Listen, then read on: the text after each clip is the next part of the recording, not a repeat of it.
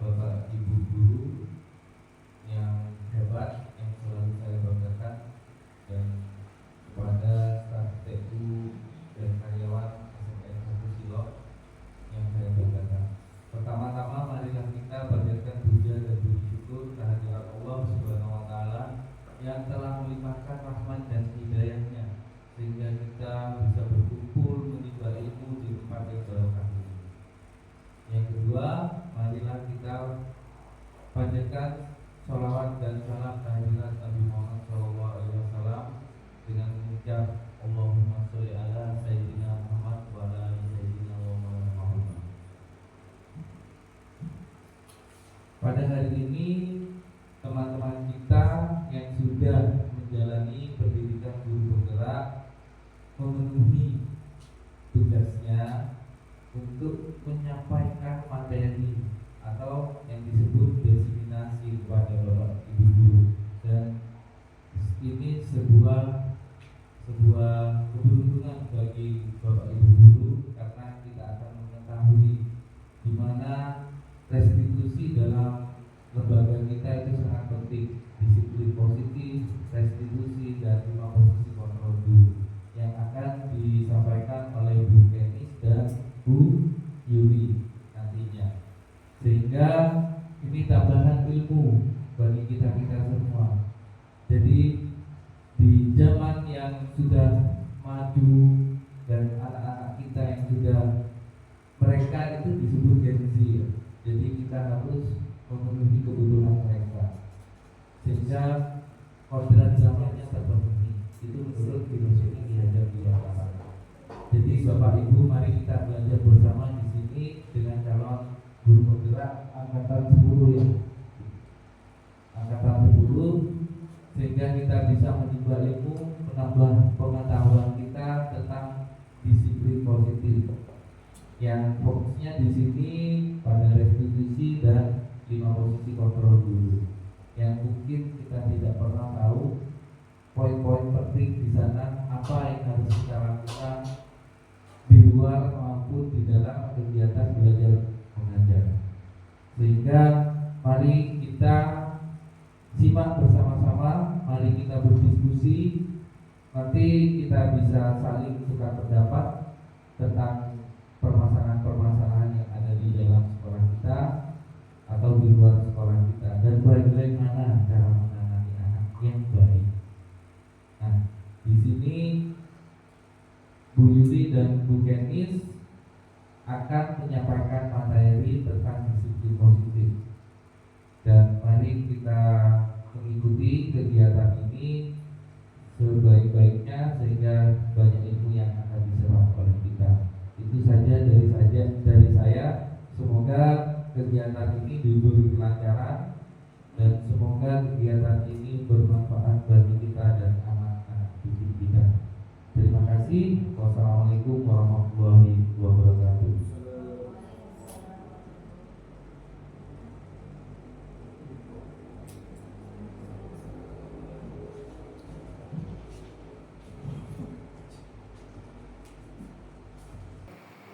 Bismillahirrahmanirrahim. Assalamualaikum warahmatullahi wabarakatuh. Waalaikumsalam warahmatullahi wabarakatuh.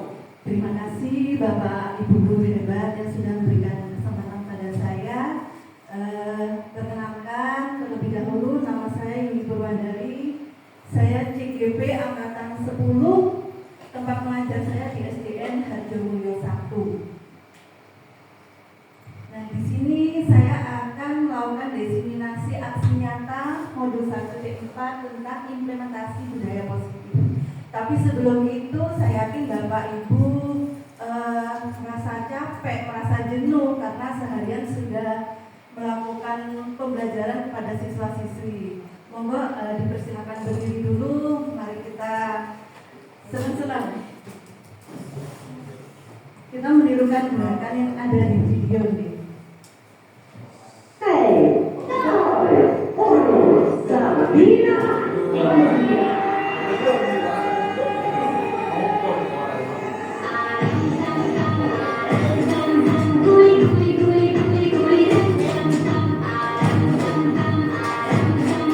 归归归归归人间。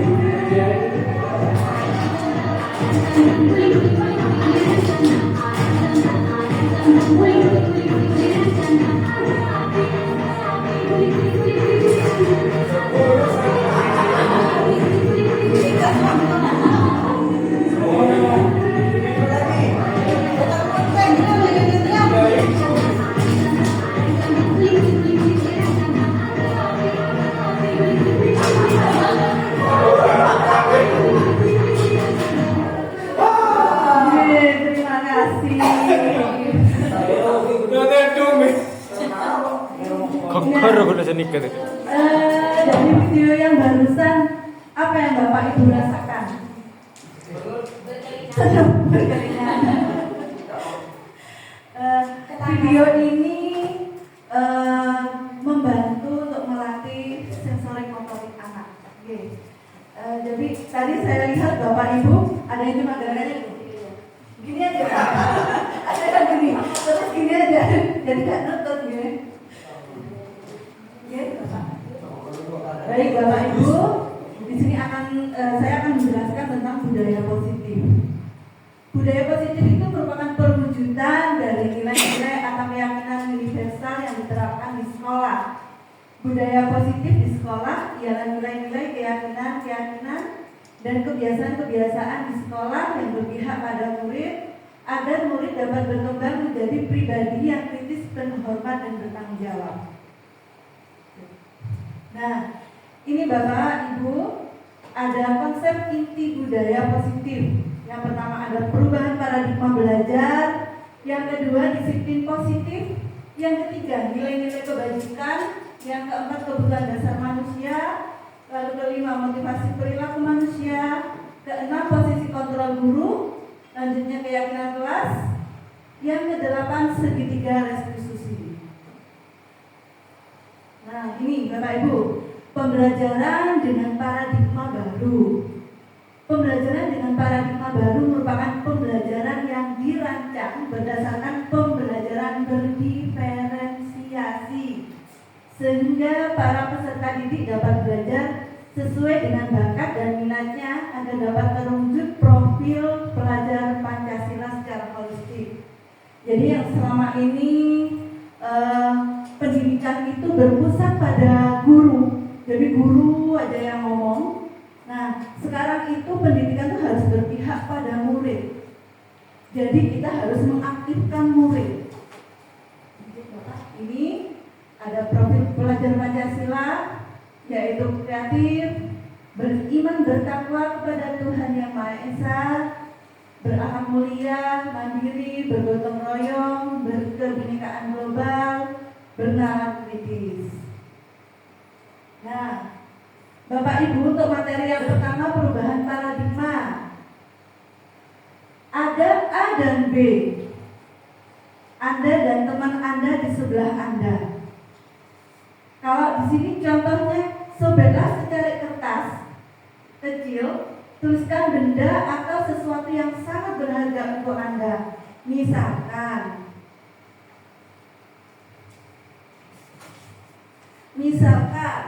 ini kertas ini dengan tulis emas.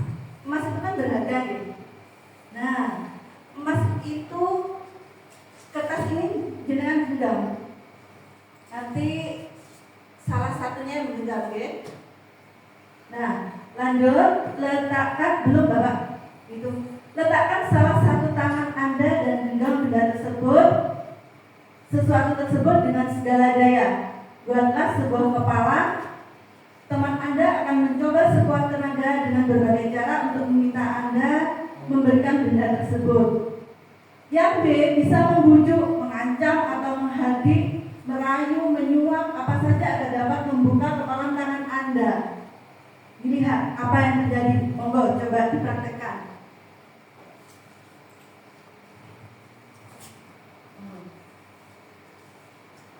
Tuliskan sesuatu yang berharga. Salah satunya, yang satunya tuh mau merebut.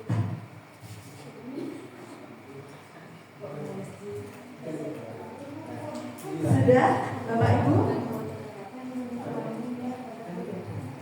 Gak apa-apa Bu, ditulis suami juga gak apa-apa.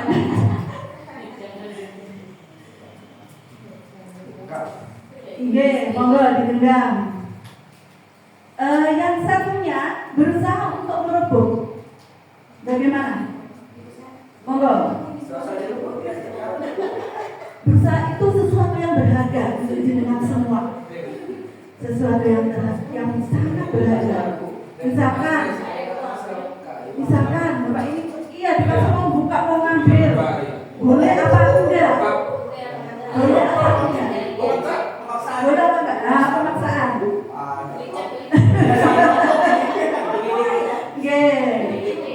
Jadi Bapak Ibu, dari peristiwa ini mungkin ada yang mau mengutarakan. Monggo. Kenapa ini barang yang sangat berharga? Kenapa kok nggak boleh sampai dimiliki orang lain? Mungkin.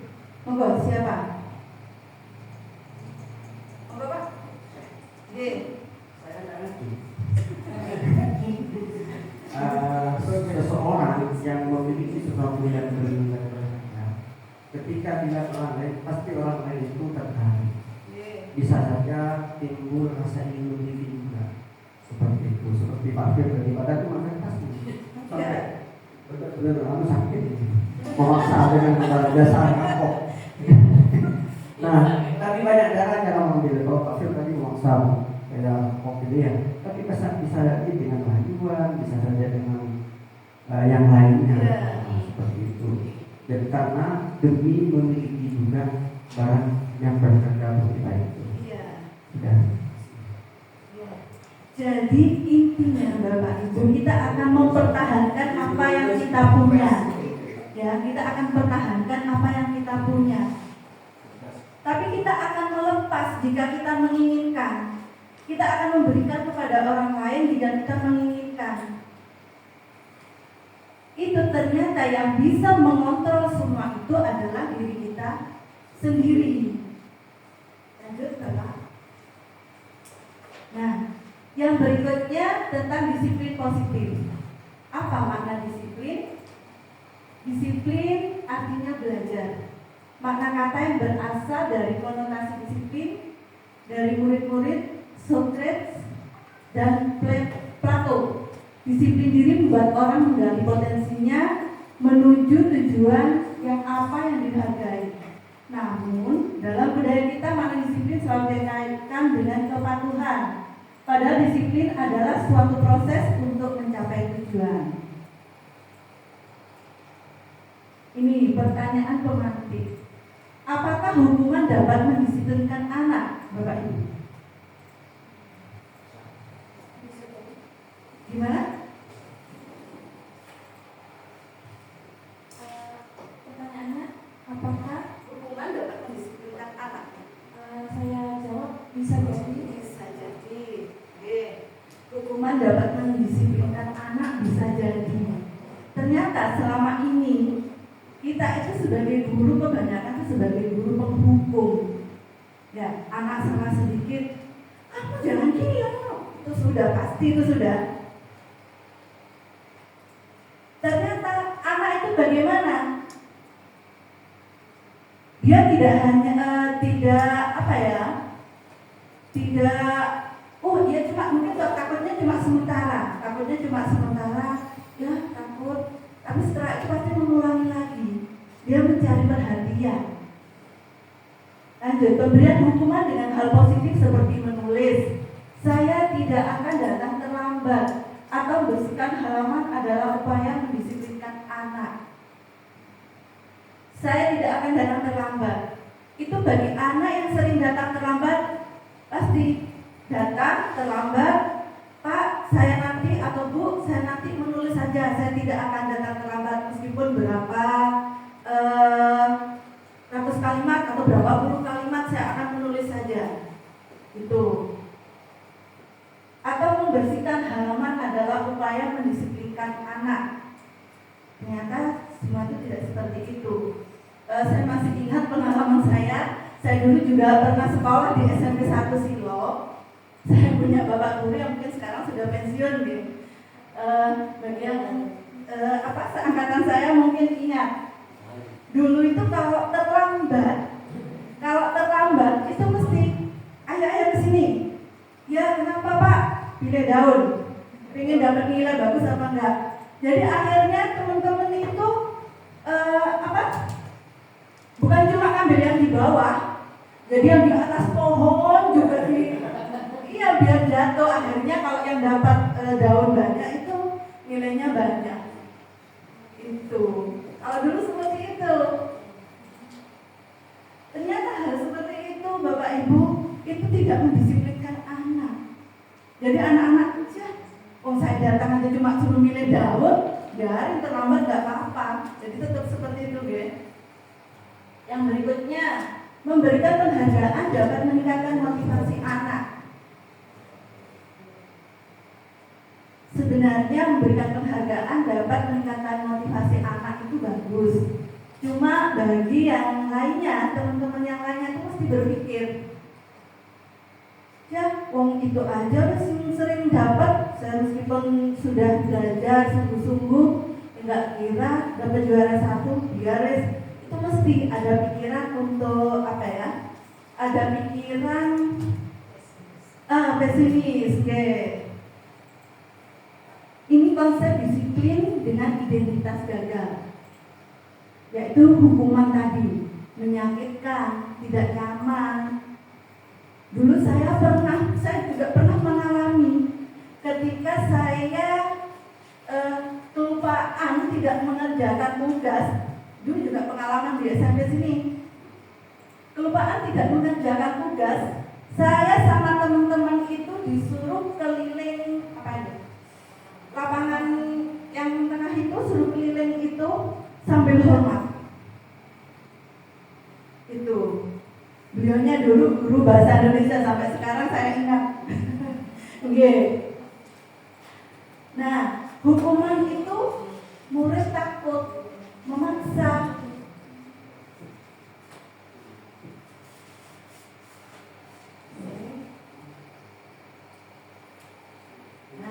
Memaksa murid menyembunyikan kesalahan, murid menjadi rendah diri.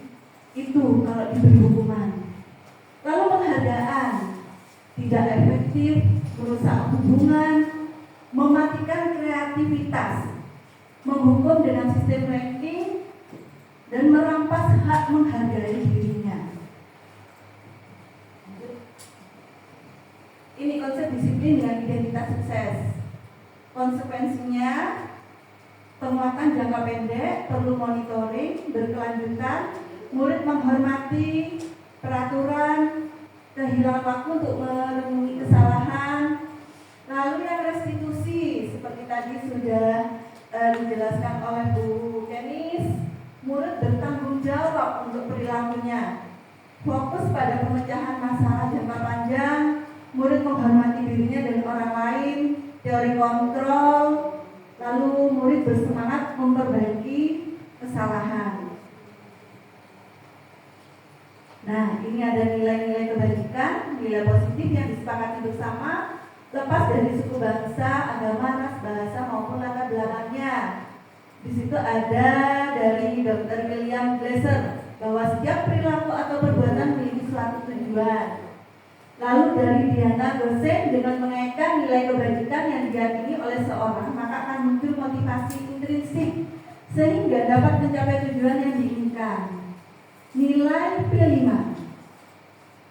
nilai kebajikan yang digaungkan di Indonesia pada kurikulum merdeka, yaitu nilai profil pelajar Pancasila. Kesimpulannya, disiplin positif. Pada dasarnya disiplin positif merupakan suatu pendekatan untuk menerapkan kedisiplinan dalam diri anak tanpa adanya hukuman dan hadiah. Penerapan disiplin positif tersebut didasari oleh motivasi intrinsik, bukan motivasi dari luar. Lalu teori kontrol, bisa kita pahami bahwa teori kontrol menyatakan semua perilaku memiliki tujuan, bahkan terhadap perilaku yang tidak disukai. Ilusi bahwa semua penguatan positif, efektif, dan bersamaan, penguatan positif atau rujukan adalah bentuk-bentuk kontrol. Ini ada kebutuhan dasar manusia. Kebutuhan dasar manusia adalah segala sesuatu yang kita lakukan untuk mendapatkan apa yang kita inginkan. Seluruh tindakan yang kita lakukan memiliki tujuan tertentu, dan semua usaha terbaik yang kita lakukan adalah dalam rangka agar kebutuhan dasar kita terpenuhi dengan baik. Sekarang saya mau tanya Bapak Ibu, kira-kira kebutuhan dasar manusia itu apa saja? Monggo. Sandang pangan papan. Sandang pangan papan. Nopo lagi? Kasih sayang. Kasih sayang. Apa lagi? Ilmu.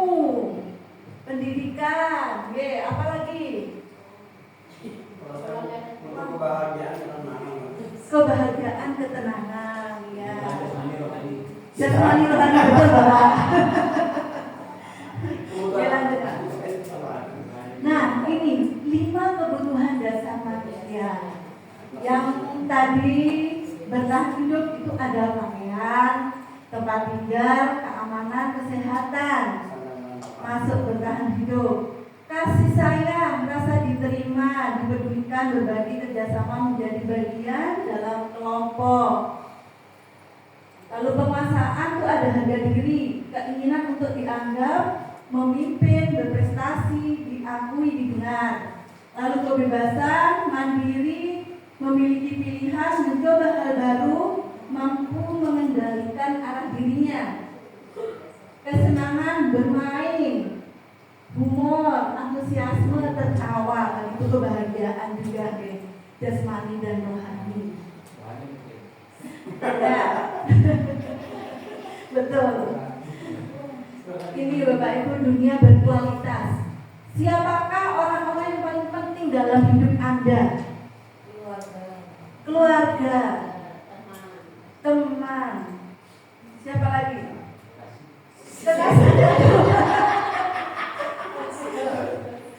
Bapak ini masih punya kekasih. Betul sekali deh. Nilai-nilai kebajikan apa yang terpenting dalam hidup Anda, Bapak Ibu? Nilai-nilai kebajikan yang terpenting dalam hidup Anda itu apa? Kenapa? Kejujuran. Pikiran positif. Apalagi?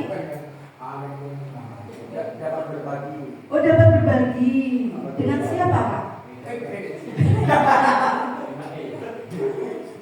Ya.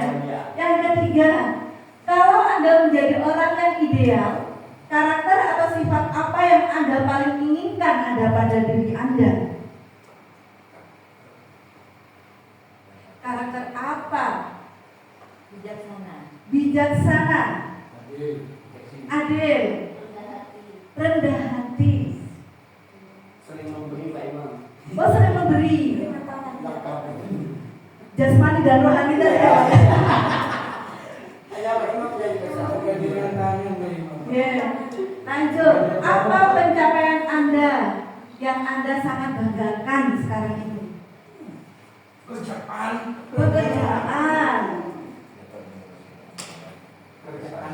Iya, prestasi. Apa pekerjaan ideal bagi Anda? Tidur. Tidur, Pak. Karena kalau dari itu tak bakalan mungkin ini. Oh gitu. Dan kalau mengajar tidur dulu, Pak.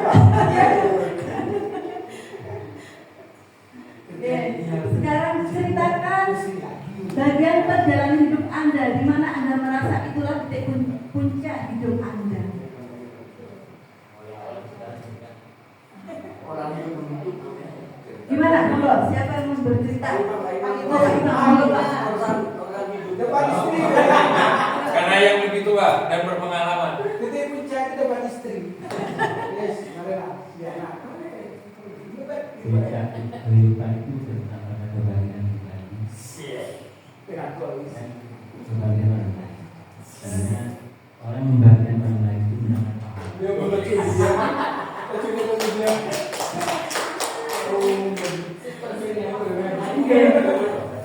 Jadi kebahagiaan pribadi dan kebahagiaan orang lain. Terus apa yang paling bermakna dalam hidup Anda? Paling bermakna itu apa? Yang paling bermakna dalam hidup Anda itu apa? Nyala, Pak. Punya anak? Nyala, bermakna. Iya.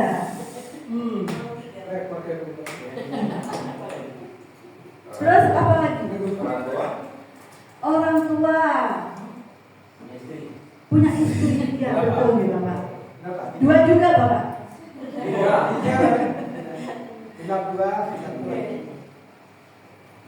Nah, ini ada kasus.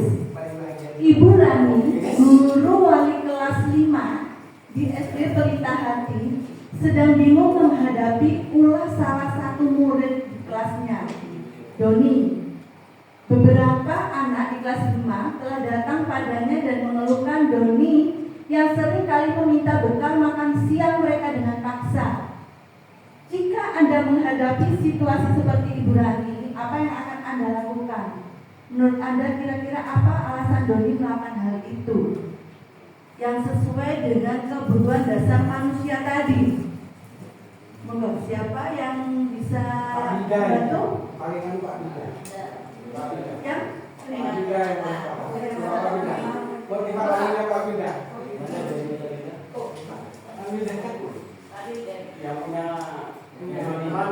berhubungan dengan kebutuhan dasar manusia. Doni.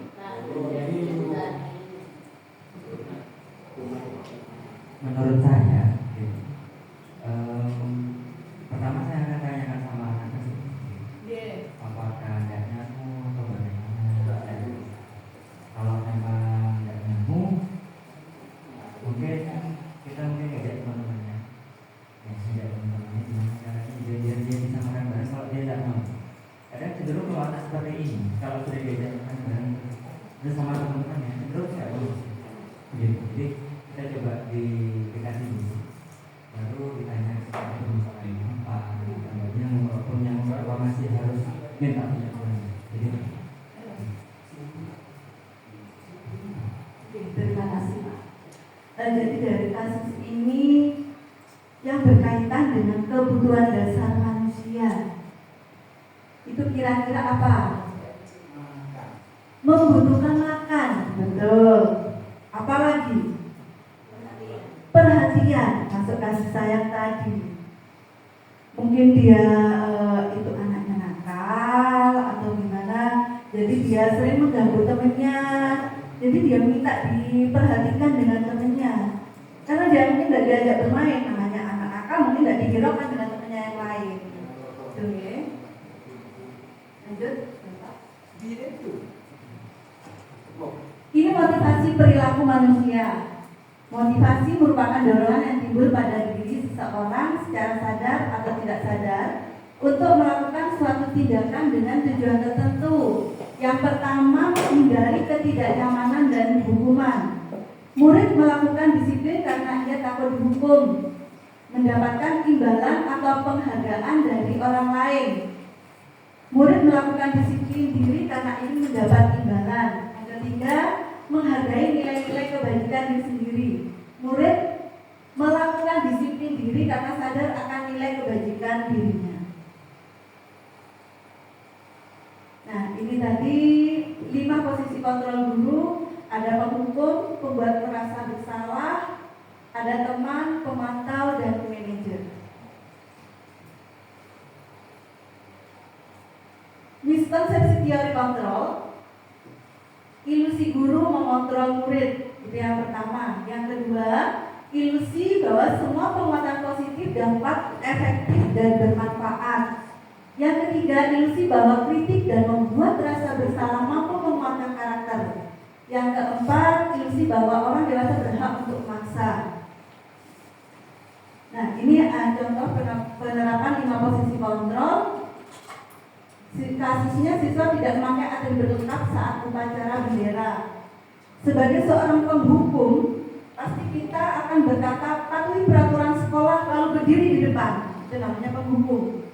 Lalu yang kedua, pembuat rasa bersalah. Berapa kali Bu Guru harus memberitahu kamu, Bu Guru kecewa sama kamu. Tuh. Yang teman, ayolah yang tertib, buat Bu Guru bangga sama kamu. Untuk kali ini tidak apa-apa kamu melakukan kesalahan, tapi tidak untuk lain kali ya. Iya betul, yang teman betul deh. Tapi yang pemantau, kamu sudah melanggar tata tertib sekolah, kamu tahu apa konsekuensinya? Itu pemantau. Yang terakhir itu manajer. Apakah kamu tahu kesalahanmu? Kira-kira bagaimana kamu akan perbaiki kesalahan ini? Nah, itu. Lanjut. Ini tentang keyakinan kelas. Keyakinan kelas merupakan kesepakatan kelas yang diyakini bersama guru dan murid dengan harapan dapat meningkatkan kedisiplinan murid. Keyakinan kelas berupa pernyataan universal dibuat dalam bentuk positif dan bersifat abstrak. Keyakinan kelas hendaknya tidak terlalu banyak sehingga mudah diingat dan dipahami. Semua pada kelas ikut berkontribusi dan pembuatan keyakinan kelas itu lewat kegiatan. Jadi yang saya temui selama ini yang membuat keyakinan kelas itu ternyata hanya pihak gurunya, tidak melibatkan siswa. Seandainya kita melibatkan siswa, kita akan tahu mereka inginnya gimana agar pembelajaran nanti bisa berjalan dengan lancar.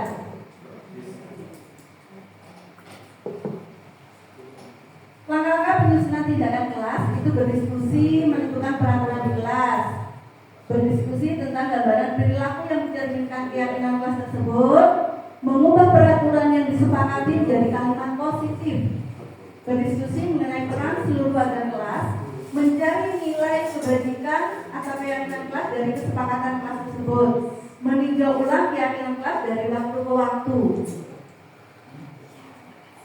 Nah, setelah kita membuat keyakinan kelas, kita bisa membuat seperti ini. Ini boleh di print out, boleh kita buat seperti banner, itu boleh. Jadi ditaruh di kelas.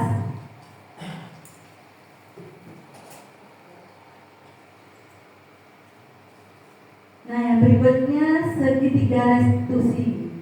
Restitusi adalah proses menciptakan kondisi bagi murid untuk memperbaiki kesalahan mereka sehingga mereka bisa kembali pada kelompok mereka dengan karakter yang kuat. Restitusi bukan untuk menebus kesalahan. Restitusi adalah sebuah tawaran dan bukan paksaan. Restitusi fokus pada solusi dan dapat mengembalikan murid yang berbuat salah pada kelompoknya. Ini ciri-ciri restitusi: menguatkan dan fokus pada solusi, fokus pada karakter dan bukan tindakan, bukan menebus kesalahan namun belajar dari kesalahan, mencari kebutuhan dasar yang mendasari tindakan, tawaran bukan paksaan, memperbaiki hubungan, menuntun untuk melihat ke dalam diri. Nah, ini tahapan segitiga restitusi tadi: menstabilkan identitas, validasi tindakan yang salah, lalu menanyakan keyakinan.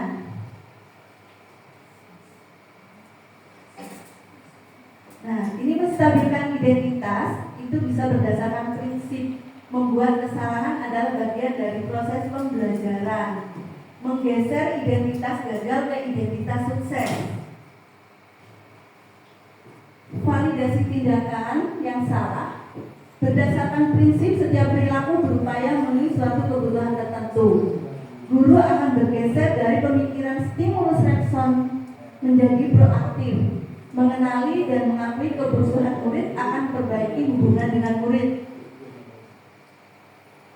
Menanyakan keyakinan, murid akan diberi pertanyaan bermakna untuk memunculkan motivasi secara intrinsik, mampu mengaitkan keyakinannya dengan tindakan yang salah.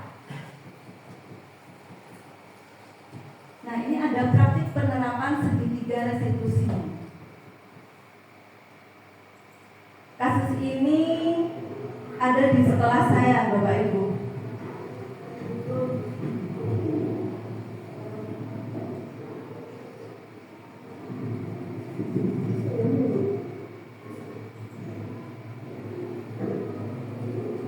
Kasusnya siswa yang datang terlambat. Bagaimana penerapan segitiga restitusinya? Assalamualaikum Bapak. Sudah tidak kan? Bapak tahu kita buktinya apa? Tidak.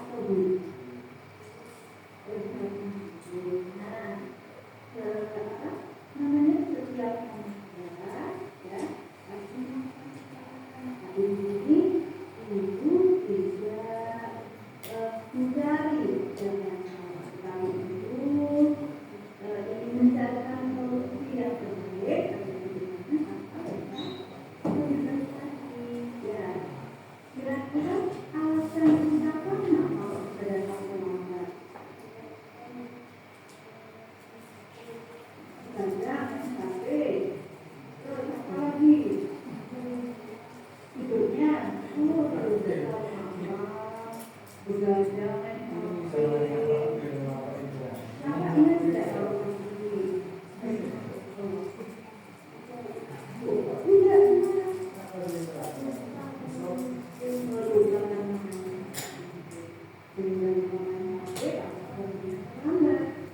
ya, sekarang apa nantinya? Keyakinan kelas dan tidak kita buat nama sebagai dosa. Dan yang pertama itu,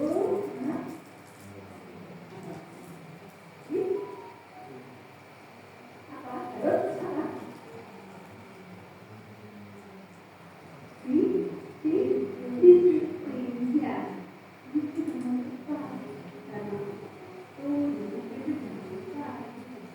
Ya, kira-kira untuk memperbaiki diri itu apa yang akan kita lakukan ke depannya? Tidak dengan ini,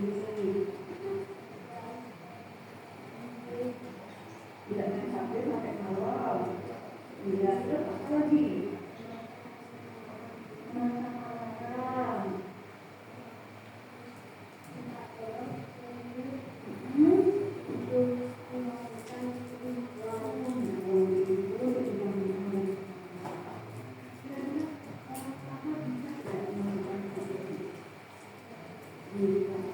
Terus, rencana mulai kapan Bapak melakukan itu? Hari ini dia akan berbuat lebih baik ke depannya. Ibu doakan apa ke depannya lebih baik dan sukses. Ya, terima kasih ya saya. Nah, itu tadi contoh dari penyelesaian dengan segitiga restitusi itu Pak Ibu. Lanjut, Bapak. Nah, ini ada kasus Selasa siang, Bu Santi tidak bisa mengajar pelajaran bahasa Indonesia di kelas 8B karena harus mengikuti rapat penting di kabupaten. Bu Santi pun memberikan tugas kepada siswa kelas 8B agar kelas tidak kosong. Namun Doni tidak mengerjakan tugas tersebut. Ia malah tiduran di meja dan akhirnya justru tidur sungguhan.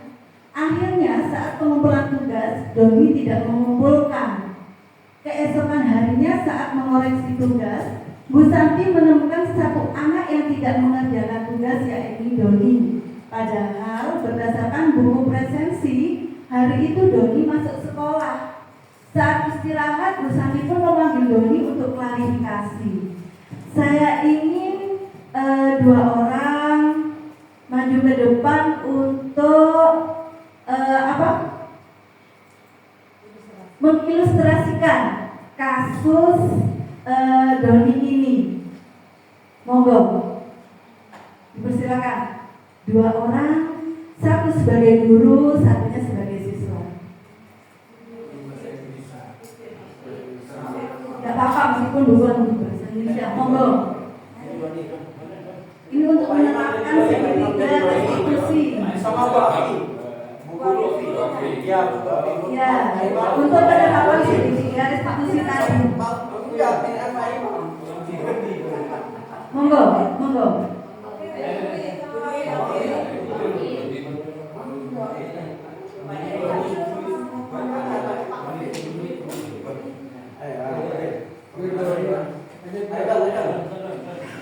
Cek.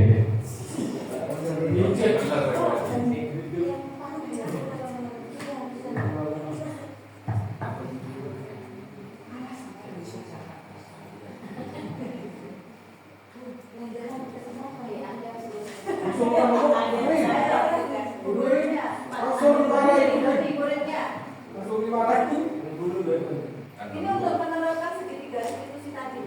Oh, ya, nasihati ya. Iya. Doni. Iya, Bu.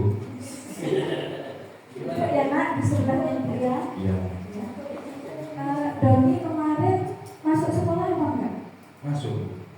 Terus Bu Guru kan juga ada acara di luar. Terus kan sama Bu Guru dikasih tugas, apakah enggak disampaikan sama temannya?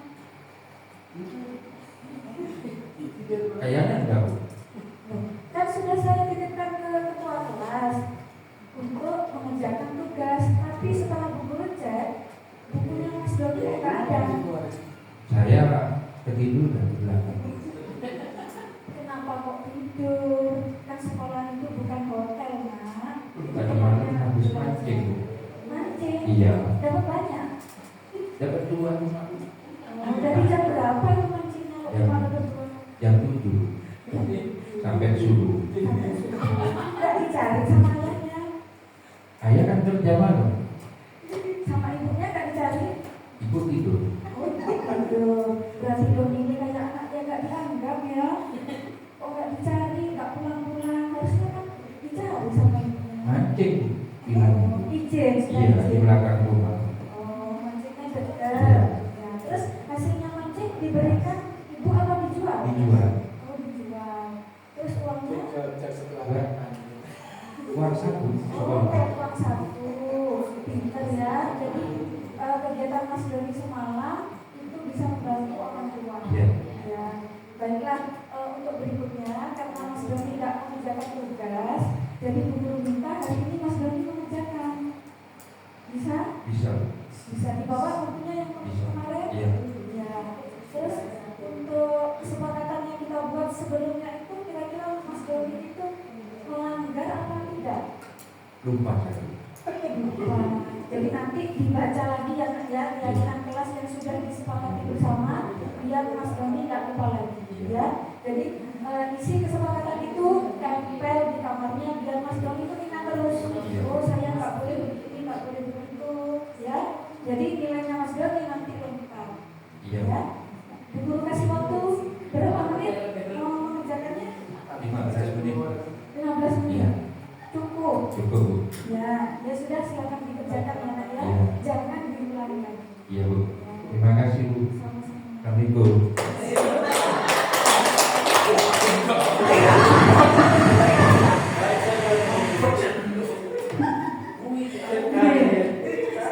Itu tadi bagus sekali ya, sudah tampak penerapan segitiga restitusinya.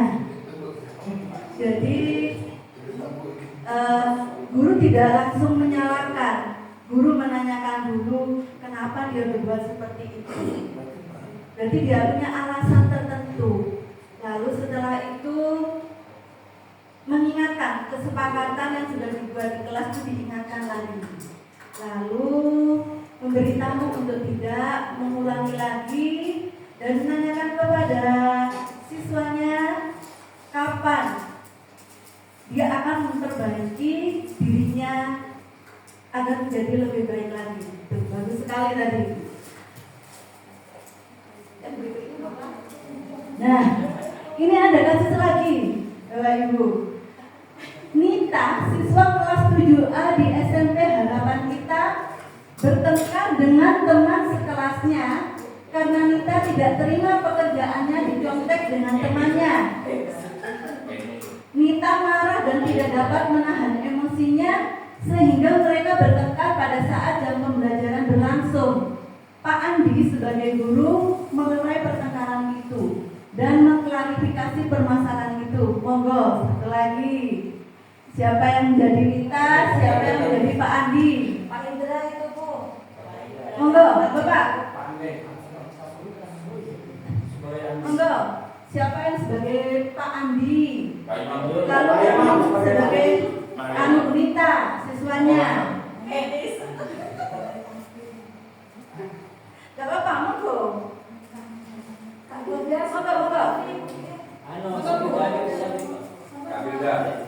Sebagai Nita.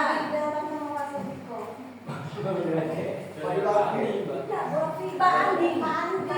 Sebagai gurunya. Monggo. Monggo.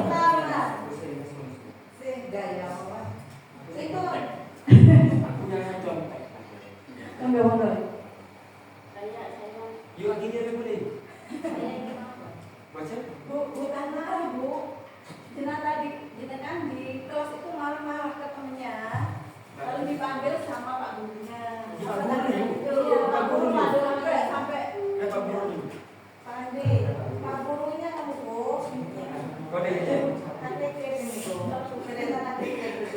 Nah, Bunda, ngapain kamu nyantai-nyantai pekerjaanku?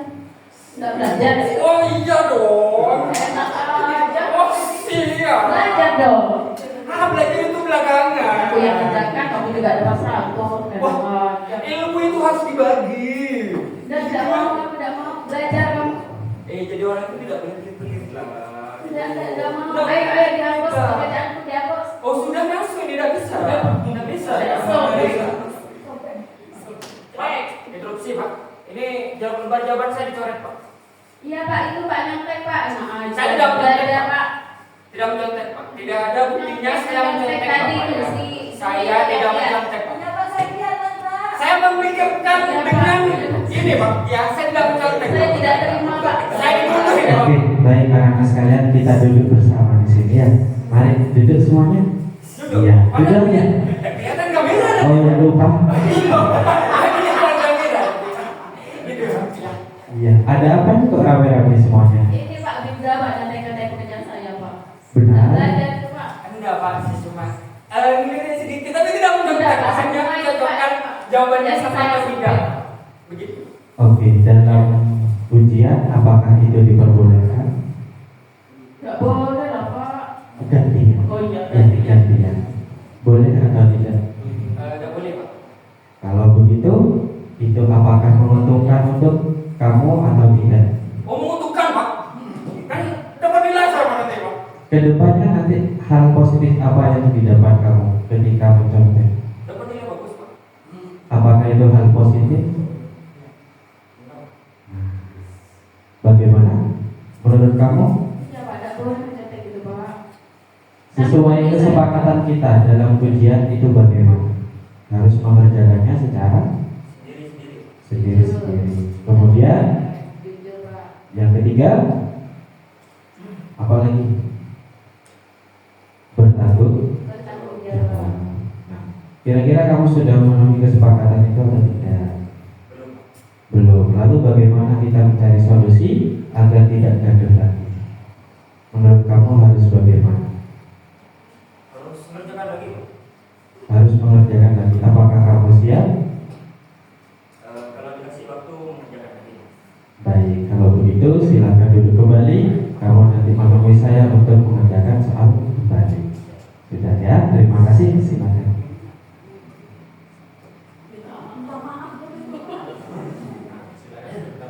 Maaf ya.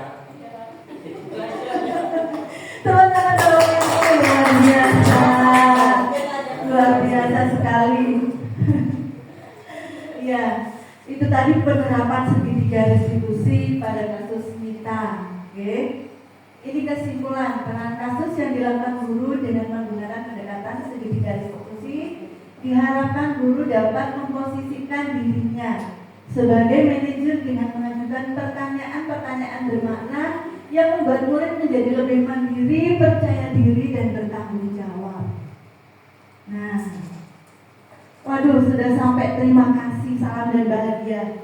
Tapi sebelum itu, Bapak Ibu, saya ingin ada salah satu yang merefleksikan dari apa yang sudah saya paparkan materi hari ini. Monggo, siapa? Oke, Bu.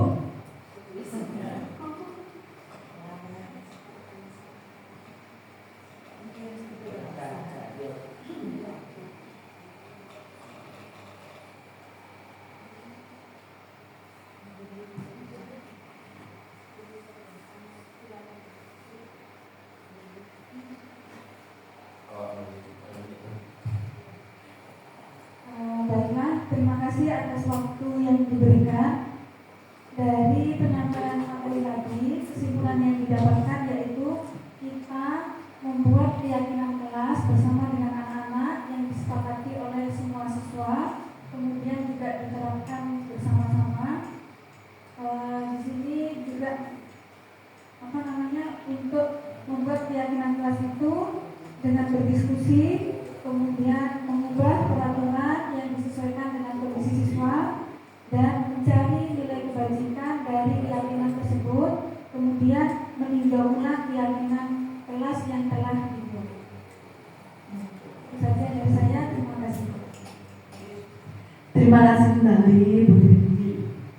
Baik Bapak Ibu, itulah pemaparan materi saya hari ini. Terima kasih. semuanya sudah hadir. Mohon maaf kalau ada kesalahan. Wabillahi taufiq wal hidayah. Assalamualaikum warahmatullahi wabarakatuh.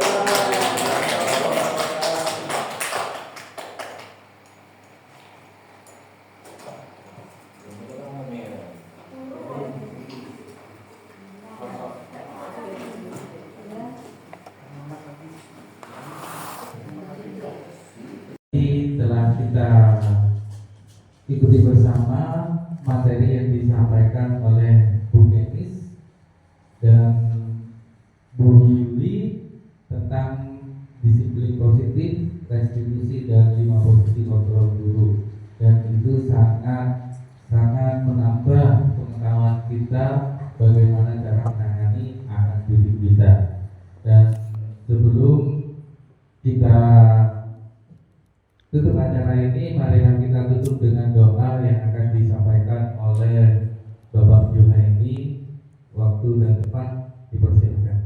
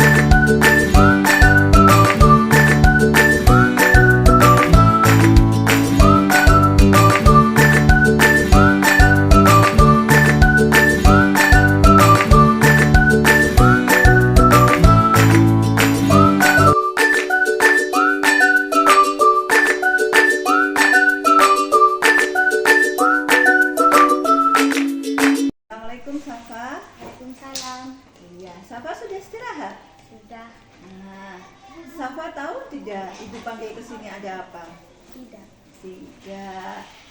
Tadi pada saat ulangan Safa mencontek ya? Ya Ibu, maaf. Iya, tidak apa-apa. Karena setiap manusia itu pasti melakukan kesalahan. Tapi di sini Ibu tidak mencari siapa yang salah. Tapi Ibu akan memberikan dan mencarikan solusi yang baik agar kedepannya Safa tidak mencontek lagi. Kira-kira alasan Safa apa? Tadi mencontek temennya. Tidak belajar, Tidak belajar. Terus main HP, main HP. Kenapa nggak belajar? lupa. Lupa. Kalau hari ini ada ulangan. Ya, Safa masih ingat tidak keyakinan kelas yang sudah kita buat? ya. Apa salah satunya? Jujur dalam bertindak, Jujur dalam bertindak. dalam bertindak. Iya, tepat sekali. Safa masih ingat. Nah, kira-kira kalau Safa ingat tentang keyakinan kelas itu, hal apa yang akan Safa perbaiki? Tidak akan mencontek lagi, Tidak akan mencontek lagi. Terus apa lagi? mengerjakan sesuai kemampuan, Mengerjakan sesuai kemampuan. Apa lagi? dikurangi main HP-nya, Dikurangi main HP dan jangan lupa belajar ya. ya. Jadi Safa diingat untuk kedepannya Safa harus belajar, mengurangi main HP, terus mengerjakan sesuai kemampuan ya. Iya. Kira-kira kapan Safa akan memulai hal itu? Hari ini, Hari ini. Benar? ya. Oke, Ibu doakan semoga kedepannya Safa bisa menjadi anak yang sukses. Ya? Oke? Oke. Ya, makasih ya. Oke.